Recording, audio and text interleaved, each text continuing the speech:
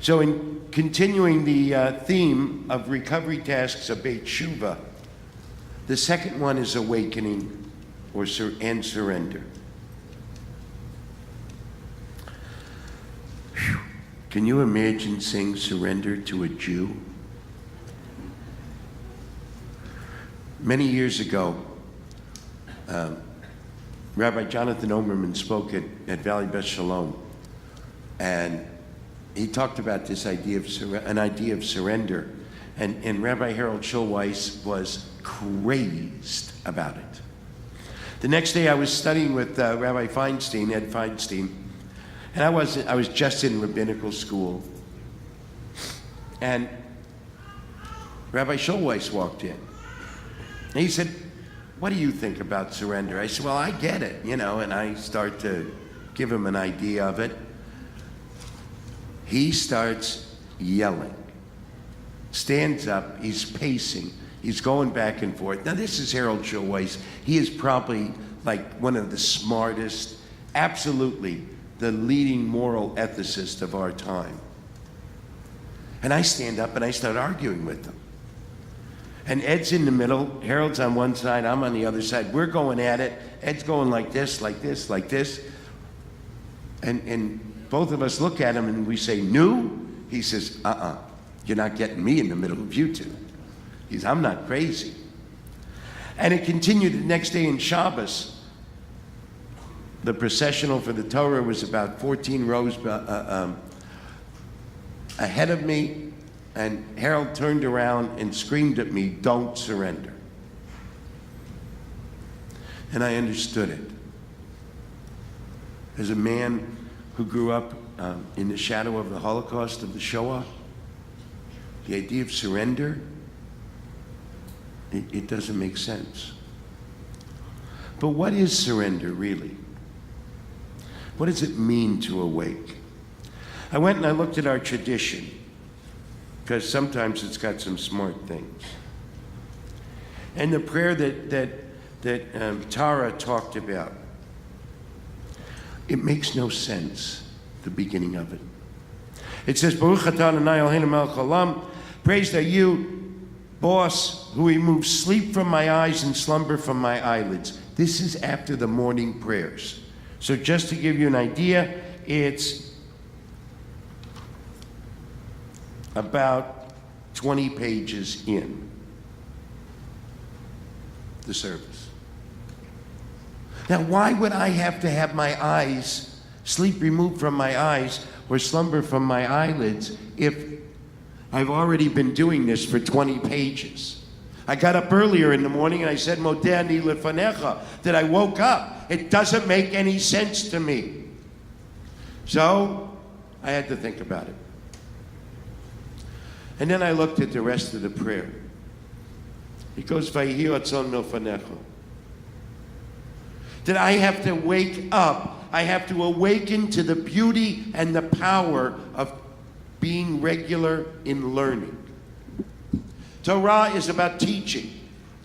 So I have to awaken every day and remind myself and get into this idea of learning. Learning what is the right thing for me to do today. Because the tradition knows that most of us sleepwalk. Most of us get into a routine of doing the same thing over and over and over again. And the insanity is that we think something different's going to happen. So why does slumber have to come from my eyelids? Because I have to know that I have these two inclinations, a Yetzer Tov and a Yetzer Hara. An earthly inclination and a divine inclination. Neither one in and of themselves are bad, and both of them have to serve God. Both. When I sleepwalk, I forget about that. I think that all of my inclinations have to serve me. I don't know if there's anybody here who's ever had that experience before. Probably not in this holy congregation. So I look at this and I realize how smart the tradition is. Then, talk about awakening.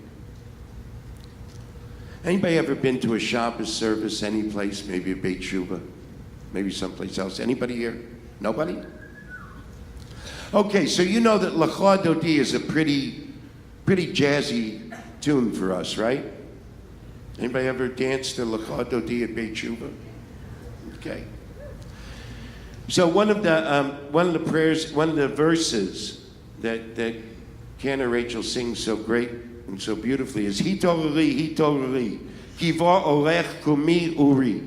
Wake up! For your light has come. Rise, shine, awake, break out in song, for the Lord's glory is revealed on you or in you or to you. Can you imagine? It is now just about it is sunset. And our tradition, this holy prayer is telling us to wake up.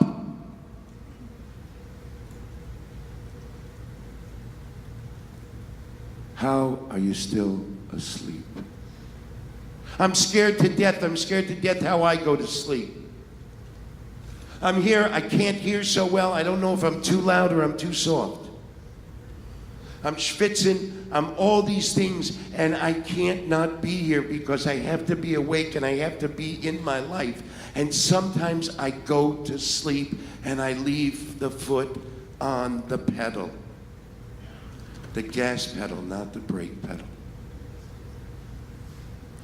Sometimes I miss seeing somebody. I miss seeing my wife for who she is. There's times when I miss seeing my daughter for who she is and what she needs. And to the two of you, I'm sorry.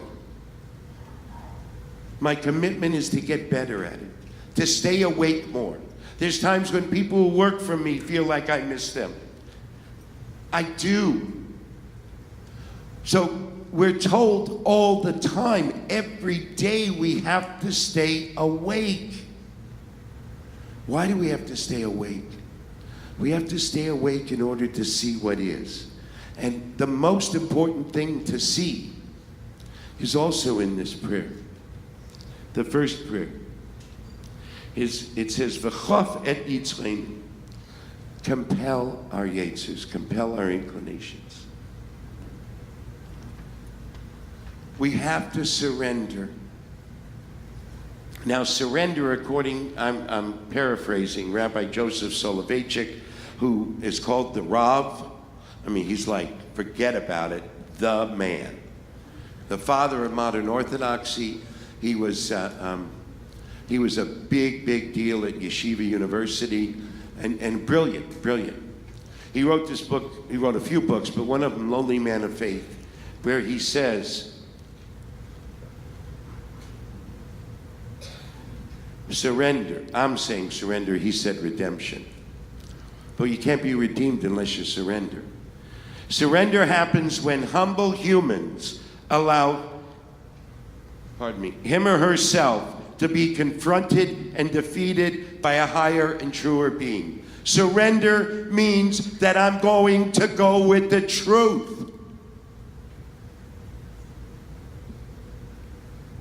Surrender means I'm no longer going to allow the lies that I've lived, that I've cultivated, that I've spoken to rule me anymore, and I'm not going to rule you with lies.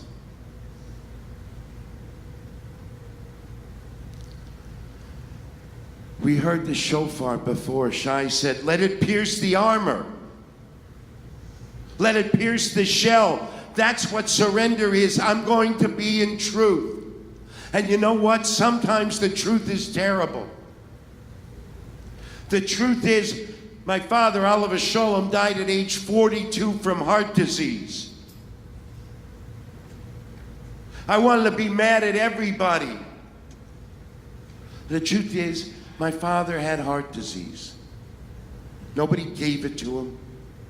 Nobody did it to me.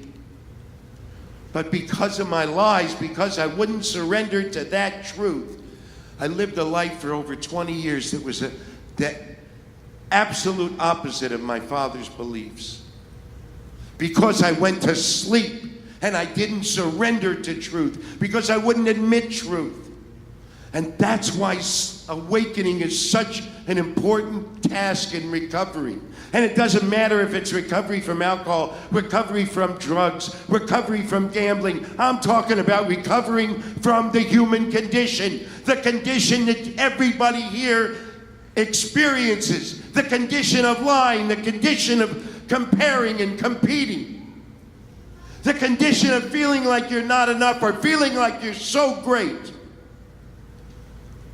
We have to surrender to this truth. We have to awaken to the truth that we're all human. My friend John S. Forms, who's our honoree this year, the truth is that John is a great man. And the truth is he's got foibles. Not many, of course. Right, Johnny? But because of what he learned at Beit Shuvah, he went and made history to help the downtrodden, to help the people who could be taken advantage of. And he awoke an entire state, an entire industry, because he surrendered to the truth that all people deserve to be treated humanely and decently.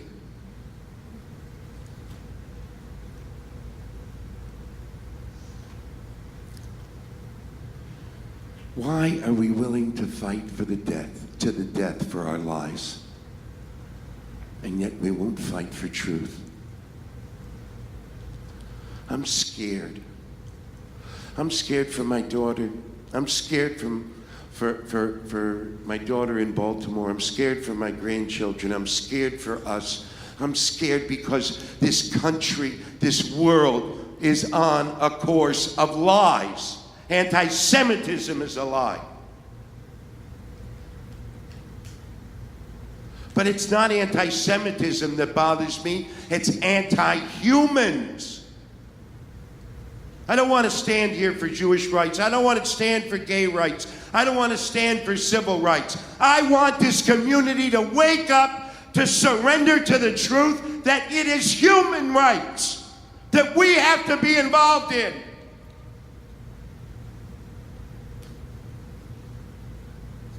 We have to. It's not black, brown, Jew, Muslim. It's not.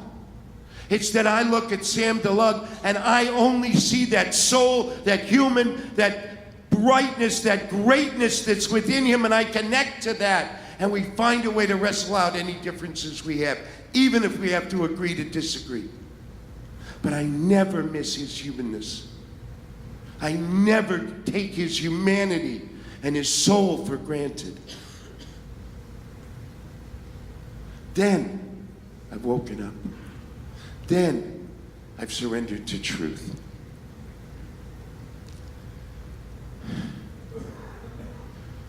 Our history is replete with surrender. Abraham surrendered to God when God said, Lech lecha, go to yourself and for yourself. Go to your place. Because here's the truth. Nobody's ever going to do what I do the way I do it. Nobody's ever going to do what you do in the way you do it, as long as you're doing your life, not somebody else's that you're comparing yourself to or competing with. Moses, he didn't even want the job. Didn't want the job. 5 times turned God down. Now you talk about somebody with big cojones, right? Cojones. He's got big ones. 5 times turns the boss down. Hell, my boss tells me something and I'm afraid to argue once. Well, maybe not so afraid. But by the second time, I'm giving in. Surrender to truth. Surrender to your place. Surrender to your life.